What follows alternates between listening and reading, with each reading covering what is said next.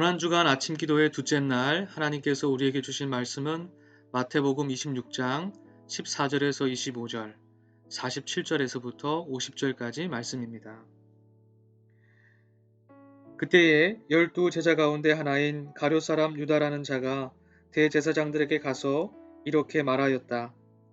내가 예수를 여러분에게 넘겨주면 여러분은 내게 무엇을 주실 작정입니까? 그들은 유다에게 은돈 30입을 셈하여 주었다. 그때부터 유다는 예수를 넘겨주려고 기회를 노리고 있었다. 무교절 첫째 날에 제자들이 예수께 다가와서 말하였다. 우리가 선생님께서 유월절 음식을 잡수시게 준비하려고 하는데 어디에다 하기를 바라십니까? 예수께서 말씀하셨다. 성 안으로 아무를 찾아가서 선생님께서 말씀하시기를 내 때가 가까워졌으니 내가 그대의 집에서 제자들과 함께 유월절을 지키겠다고 하십니다. 하고 그에게 말하여라. 그래서 제자들은 예수께서 그들에게 분부하신 대로 하여 유월절을 준비하였다. 저녁 때가 되어서 예수께서는 12제자와 함께 식탁에 앉아 계셨다. 그들이 먹고 있을 때에 예수께서 말씀하셨다. 내가 진정으로 너희에게 말한다. 너희 가운데 한 사람이 나를 넘겨줄 것이다. 그들은 몹시 걱정이 되어 저마다 주님, 나는 아니지요 하고 말하기 시작하였다.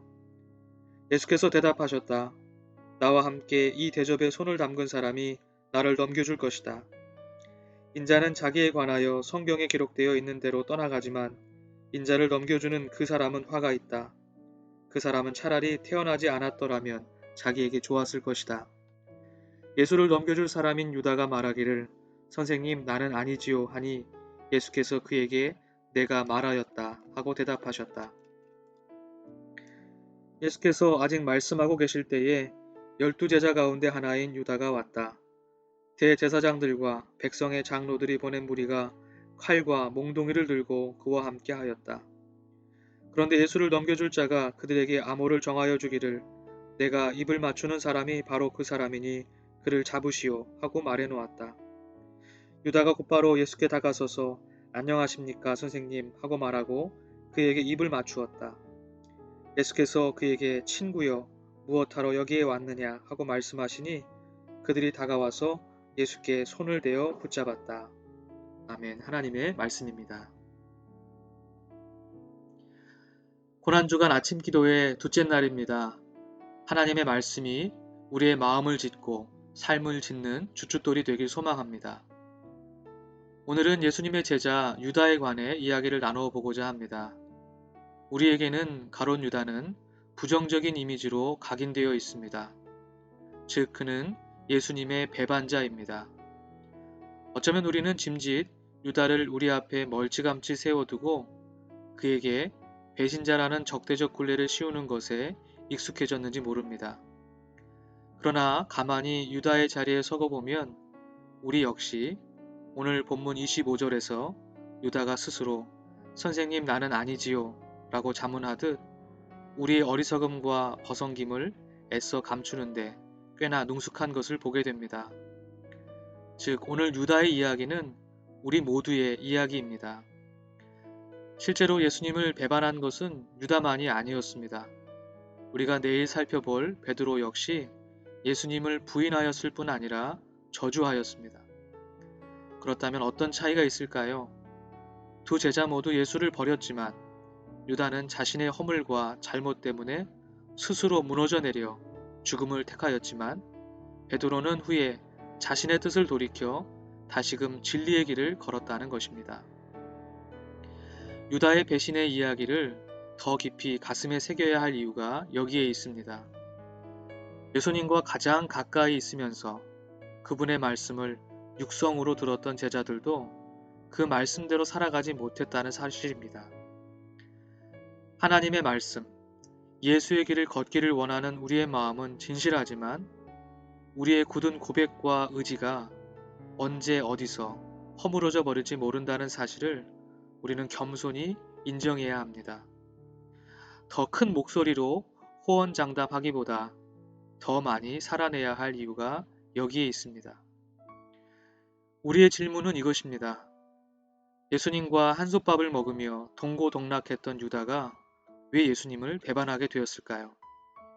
뜻을 같이 한 3년의 시간은 그리 짧은 시간은 아니었습니다. 그가 배신하게 된 근본적인 원인은 무엇이었을까요? 오늘 본문은 유다가 대제사장들에게 대가를 요구하는 장면이 나옵니다.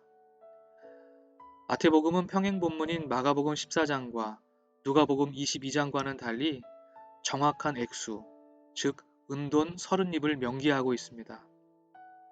은돈 30립은 120 데나리온의 가치로 노동자의 넉 달치 품삯 정도라고 합니다. 그렇다면 정말 유다의 목적은 돈이었을까요? 마태복음은 은돈 30립이라는 단어를 통해서 구약의 스가랴 예언서를 인용하고 있는 것을 보게 됩니다. 이는 유대인들을 주 독자층으로 삼고 있는 마태복음의 특별한 의도를 담고 있습니다. 스가랴 11장 12절에 보면 스가랴는 의도적으로 이스라엘 백성들에게 예언의 품삯을 요구합니다. 그러자 그들은 스가랴에게 은돈 30개를 줍니다. 이는 스가랴에 대한 부당한 평가이며 모욕적인 태도였습니다.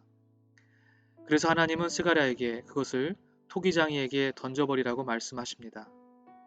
스가랴는 은 30개를 집어 주의 성전에 있는 토기장이에게 던져주었습니다. 우리는 마태복음 27장에서 자신의 행동을 뉘우친 유다가 은돈 30립을 다시 대제사장들과 장로들에게 돌려주려고 하는 것을 봅니다. 그들이 이것을 거부하자 그는 그 돈을 성전 바닥에 내던져 버립니다. 대제사장들은 그 돈을 거두어 스가랴의 예언처럼 토기장이의 밭을 사서 나그네들의 묘지로 사용합니다. 이는 유대의 종교 지도자들과 유다가 얼마나 예수님을 모욕하였는지를 보여줍니다. 결론적으로 은돈 30립이 지시하는 핵심적인 의미는 돈의 액수가 아니라 예수에 대한 유다의 평가였던 것입니다. 우리는 그의 이름 속에서 그가 예수를 따랐던 이유와 목적, 그가 예수에게 걸었던 기대를 짐작해 볼 수 있습니다. 가룟 사람 유다라는 이름에서 가룟 사람이란 뜻은 라틴어 시카리우스에서 왔습니다. 그 뜻은 자객이란 뜻입니다. 그래서 혹자들은 유다를 로마의 지배에 무력으로 저항하려고 했던 열심당의 일원으로 보기도 합니다. 즉 그는 민족의 어둠을 무력을 통한 저항으로 성취하려고 했던 것이죠. 실제로 그는 예수의 비폭력, 비권력, 즉 예수가 지배를 단념하고 오히려 지지자들의 요구를 거부하고 힘의 중심에서 주변부로 피하여 가는 것을 못마땅하게 여겼을 것입니다. 그는 예수가 힘있는 메시아로서 로마의 지배 세력을 전복하여 주기를 기대했을지도 모릅니다. 그러나 예수를 향한 유다의 기대는 실망으로 이어졌고 예수에게 더 이상 자신의 뜻과 요구를 투사할 수 없다고 생각하자 그 실망은 분노와 배신으로 바뀌어졌을 것입니다. 어찌 이러한 실망과 분노가 유다의 마음자리에만 있는 것이겠습니까? 혹 우리는 가롯 유다의 삶의 방식대로 이웃과 주님을 대하고 있지는 않은 것일까요? 혹 나의 만족과 유익을 위해 나를 둘러싼 사람들에게 그리고 주님에게 나의 이해와 요구를 관철시키려고 하고 만약 그것이 여의치 않으면 언제든지 신뢰와 지지를 철회할 준비가 되어 있는 것은 아닐까요? 그러나 예수님은 자신을 배반하며 입을 맞추어 적재자들에게 자신을 넘겨주는 유다를 향하여 친구여 라고 부르십니다. 친구여 라는 말 속에 유다를 향한 깊은 연민과 염려 그리고 사랑이 담겨 있습니다. 오늘 이 아침 우리를 친구여 하고 부르시는 주님의 음성을 함께 들었습니다. 유다의 문법을 버리고 예수의 문법으로 삶과 믿음의 이야기를 써내려가야 할 때입니다. 오늘 말씀을 중심으로 다음 기도의 제목을 가지고 함께 기도하기를 원합니다. 먼저 나의 만족과 유익을 위해 주님을 따르지 않게 해주십시오. 우리의 호언을 순종으로 바꾸어 주십시오. 두 번째로 함부르크 한인교회가 말씀과 기도의 반석 위에 서서 하나님 나라를 이루는 공동체가 되게 해주십시오. 마지막으로 고난주간 이웃의 삶을 돌아보며 나눔과 돌봄을 실천하게 해주십시오. 하고 함께 기도하겠습니다.